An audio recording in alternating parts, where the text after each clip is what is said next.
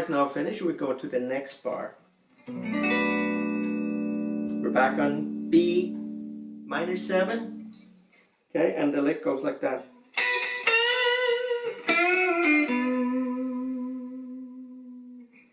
Okay, so what happens here? Index finger rests on both the B and the E string on the 7th fret, okay? And we do a little rake. So you kind of just mute with your palm, and you get sort of that muted rake. And then immediately a bend, and I'm using my ring finger because that's my strongest. And you notice I'm also using these 2 fingers to help me with the bend. So my hand has more power pushing up. So we bend up on the 10th fret B string. And then immediately bend the 9th G string.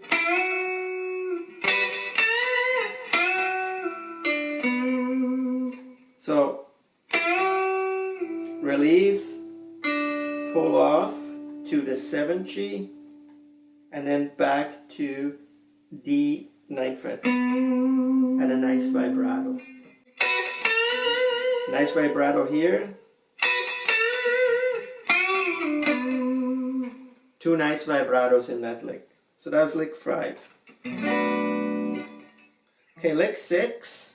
In the 2nd bar of the song, we're moving again into the E minor 7. And the lick goes like this.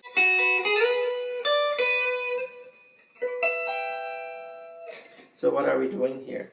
Like we did in the lick 5, lick 6 starts like this with the index finger on 7, B and E. And we hit the B first. Take those 2 notes, and then with the ring finger we slide from 9 to 12. Then with the index finger we hit 10 E back to 12 B. So to do a little bit of vibrato on that B12. And then we're going to play E minor triad. Okay, that's an E minor. That's an E minor triad. It's on the 15th fret, E, middle finger, 16, G string, and 17 B string for the ring finger. And you just go from the top down.